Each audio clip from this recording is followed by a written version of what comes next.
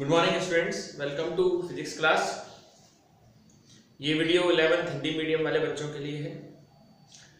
जैसा कि आपको पता था कि लास्ट टर्म पर मैंने आपको चैप्टर 4 के सदिशों से संबंधित न्यूमेरिकल कराए थे और हम लोग सदिशों को जोड़ना सीख चुके हैं।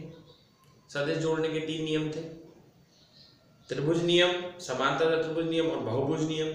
साथ ही हमने वो गणितीय विधि भी पूरी सीख ली। तो आज हम आपको पढ़ाएंगे सदिशों का वियोजन।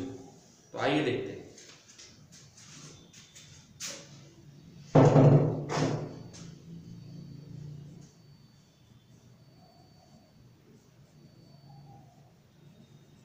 सदिशों का वियोजन। वियोजन का मतलब सदिशों को तोड़ना सीखना है। ठीक है, सदिशों को अपन को तोड़ना सीखना है। सदिश को जैसे अपन ने जोड़ना सीख लिया, ठीक है, उसी तरीके से आपका यहाँ पर ये सदिशों को तोड़ना सिखाया जाएगा अब आपको। ठीक है, तो सदिशों के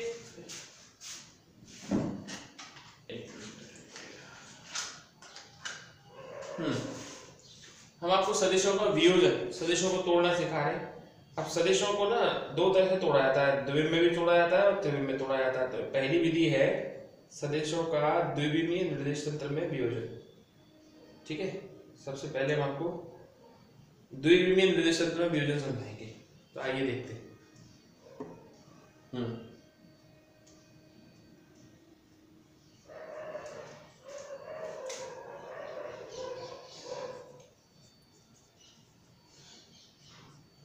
सदिशों का द्विविमीय निर्देश तंत्र में वियोजन।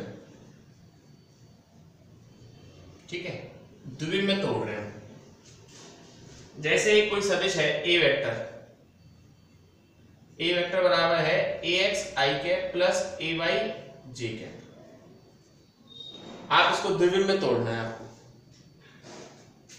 तो कैसे तोड़ना है ये देखिए। ये आपको x y निर्देशांक बना लेने, ये कोई सदिश बना लेना है आपको ए वेक्टर। इसका लंब डाल दीजिए, x अक्ष पे भी डाल दीजिए और y अक्ष पे। तो x अक्ष पे लंब ax होगा, y अक्ष पे लंब ay होगा।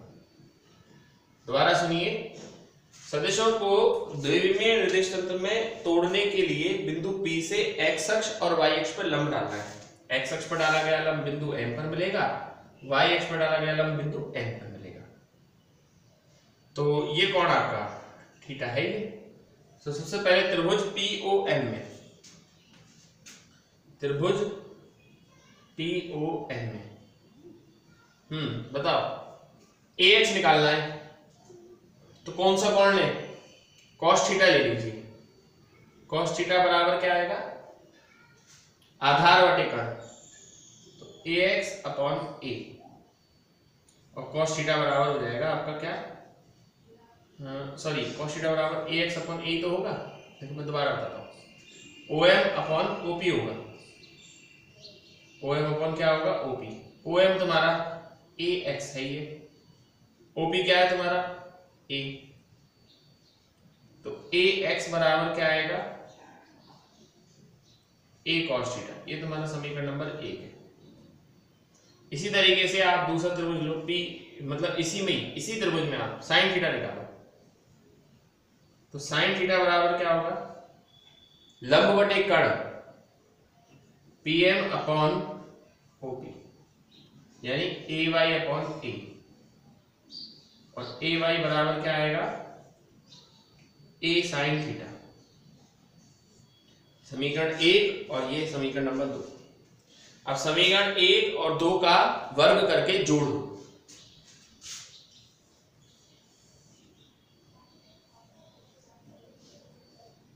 समीकरण 1 व 2 का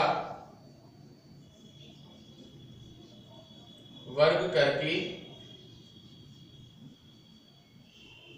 जोड़ने पर क्या आएगा बताओ, A X square plus A Y square बराबर A square cos square theta plus A square sine square theta. A X square plus A Y square बराबर ए स्क्वायर कॉमन ले लो cos square theta plus sine square theta. ये एक identity बन गई, यानी एक सूत्र बन गया एक।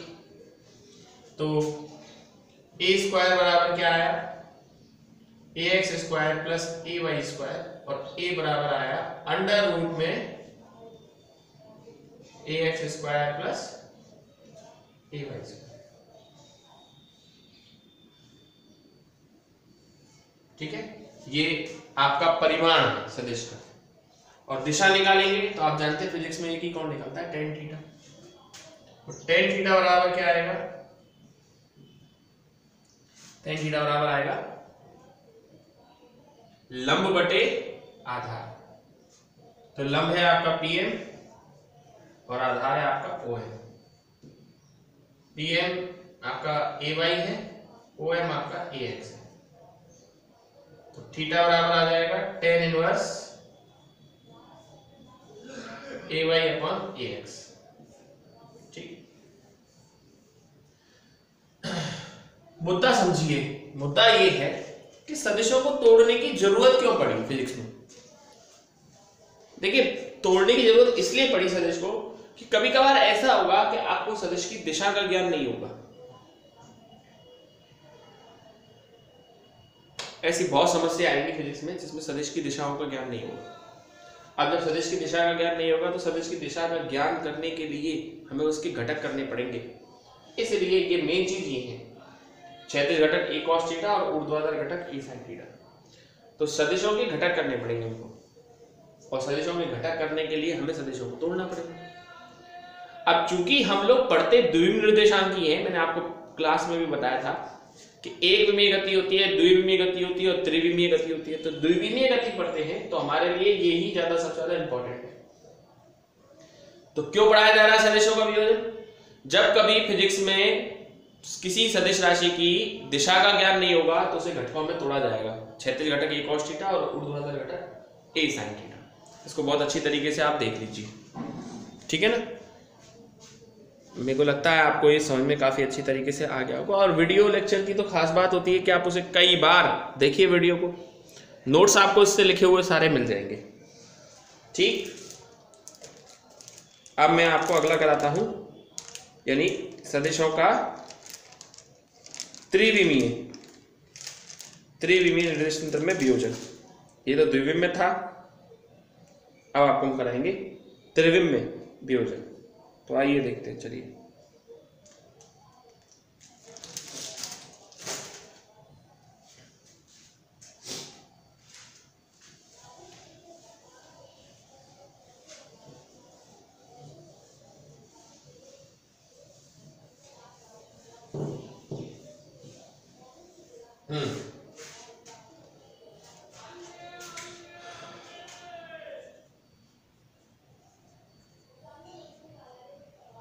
सदिशों का त्रिविमीय निर्देश तंत्र में वियोजन। ठीक है, जैसे कोई सदिश है ए वेक्टर बराबर कितना, ए एक्स आई कैप, ए वाई जे कैप और ए जेड के कैप, और आपको उसको त्रिविम में तोड़ना है, तीन निर्देशांक ज्यामिति में तोड़ना है। मैं आपको समझाता हूं। ये एक्स अक्ष है, ये वाई अक्ष है और ये जेड अक्ष है। आपको इसे त्रिविम में तोड़ना है। ये देखो, ये रहा सदिश। अब त्रिविम में तोड़ने का एक तरीका तो वही था पहले से, जैसे वैसे देखिए मैं फिर बता रहा हूं आपको, ये काम में आना नहीं है। क्यों? इसलिए नहीं काम में आना कि हम लोग फिजिक्स में केवल द्विविमीय गति का ही अध्ययन करते हैं, त्रिविमीय गति का अध्ययन नहीं करते। कॉलेज लेवल पे जरूर आता है काम में, फिर भी बता रहे हैं। देखिए, है किताब में है, ऐसी बात नहीं है। आप सोचें सर किताब में नहीं हो, आप करा रहे हैं। केवल इस चैप्टर में वर्तुल गति नहीं है, बाकी तो सब चीज है। तो देखो आप बिंदु ए से लंब डालो, जो एक्स वाई रेखा पर बिंदु एम पर मिलेगा, और यहां लंब डालो जो कहां पर मिलेगा, एन पर मिलेगा। ऐसी कोई और रेखा भी आएगी। देखिए बहुत अच्छी चीज समझा रहा हूं। जैसे दो अक्ष है तो इनके मध्य कितने कोण होगा, एक ही कोण होगा। दो अक्षों के बीच में एक कोण होता है, लेकिन अगर तीन अक्ष होंगे तो कोणों की संख्या 3 होगी कि नहीं होगी? दो अक्ष है तो एक कोण होगा, लेकिन अगर तीन अक्ष हैं तो 3 कोण होंगे। तो उसी तरीके से ये जो है सदिश, ये एक्स अक्ष से बना रहा है अल्फा कोण, वाई अक्ष से बना रहा है बीटा कोण, और जेड अक्ष से बना रहा है गामा कोण। इसका एक डायग्राम और बनाते हैं, वो ज्यादा बढ़िया लगता है मुझको। किताब में दोनों बने हुए, ये भी बना हुआ है और वो भी बना हुआ है ना।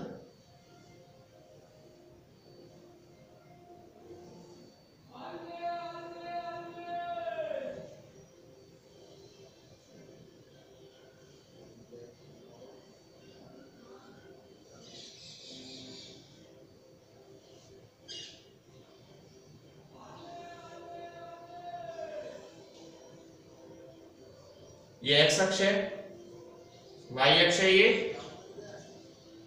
जेड अक्ष है। ये आपका सदिश है ए ओ पी, और यहां से लंब डाला, ये ए एक्स होगा, ये ए वाई होगा, और ये ए जेड होगा। ये वही अल्फा, ये बीटा और ये गामा। ये चित्र ना 3D है, इससे थोड़ा सा पता चलता है कि ये ए एक्स ए वाई ए जेड क्या होंगे, क्या होंगे एक्चुअल में, है ना। अब जैसे मुझे यहां से निकालना है कॉस अल्फा, निकालना है त्रिभुज POM में कॉस अल्फा बराबर कॉस थीटा बराबर होता है आधार बटे कर्ण OM अपॉन OP। OM तुम्हारा AX होगा, यहां से ली गई दूरी AX, ये तुम्हारी दूरी AY, और जेड अक्ष का मैं दिखा नहीं सकता। 3 त्रिविमीय चित्रों को बोर्ड पर बनाना संभव नहीं है, ये ध्यान रखना। 3D डायग्राम वो होते हैं जिनका आयतन होता है। बोर्ड पे कैसे बनाया उन चीजों को, जैसे ये बना दिया, ये तो घन है, ये सब लगी तो रहा है आपको त्रिविमीय, बाकी बोर्ड पर बनाना बड़ा संभव नहीं है इनको। तो AX अपॉन A, AX बराबर क्या आएगा, A cos अल्फा। इसी तरीके से यहां निकालिए cos बीटा बराबर निकालेंगे, ये त्रिभुज PON में होगा, ठीक है। तो PON में cos बीटा बराबर होगा तुम्हारा ON अपॉन OP, यानी AY अपॉन A, और AY बराबर होगा तुम्हारा A cos बीटा। ऐसे को तीसरा होता AZ बराबर क्या होता, A cos गामा। मतलब x अक्ष का होता है A cos अल्फा, y अक्ष का होता है A cos बीटा, और z अक्ष का होता है A cos गामा। अब समीकरण 1, 2 व 3 के वर्ग करके जोड़ लो। समीकरण 1, 2 व 3 के वर्ग करके जोड़ लेगा, क्या आएगा बताओ, ax का स्क्वायर प्लस ay का स्क्वायर प्लस az का स्क्वायर बराबर a स्क्वायर, और यहां से कॉमन ले लेते हैं cos square alpha plus cos square beta plus cos square gamma. आपको पता नहीं है, इनको दिक्कोज्जाएं बोलते हैं। cos को हिंदी में कोज्जा बोलते हैं और इनको दिक्कोज्जाएं बोलते हैं। cos square alpha plus cos square beta plus cos square gamma, इन सब की वैल्यू होती है 1। तो ax square plus ay square plus az square बराबर होगा a स्क्वायर, और a बराबर हो जाएगा अंडर रूट में ax square ay square plus az square. ये एक ही वैल्यू होगी, और cos अल्फा cos बीटा का मतलब आपकी दिक्कोज्जाएं हैं। तो ये आपका परिमाण होगा, क्या होगा आपका ये परिमाण, और बाकी cos alpha cos beta cos gamma में आपसे कहना वो आपकी दिशा होगी, ठीक है। ये सिस्टम है। काम तो कहीं आना नहीं है, देखो सब सीधी सी बात है, फिर भी लेकिन किताब में दे रखा है तो आपको पढ़ना पड़ेगा, और सिलेबस से भी नहीं हटाया है, सिलेबस से हटा दिया हो। वीडियो को कम से कम 2 बार देखो, सुन रहे हो, 2 बार देखो, और नोट्सों को अच्छी तरीके से पढ़ो। फिर भी कोई समस्या आती है तो नंबर सबके पास है ही है मेरा, आप मुझसे टेलीफोनिक बात करो, या फिर आप मेरे को व्हाट्सएप के थ्रू समझा भेजो कि ये चीज समझ में नहीं आई है ना। लाइव क्लास का इम्पैक्ट अलग होता है, वीडियो लेक्चर का इम्पैक्ट अलग होता है, और ऑफलाइन क्लास का तो फिर इम्पैक्ट आप जानते ही हो। पर जैसी परिस्थिति होती है आदमी को वैसा ही काम करना चाहिए, तो परिस्थितियों में ही हम आपको इस तरह से पढ़ा रहे हैं। Okay, that's all.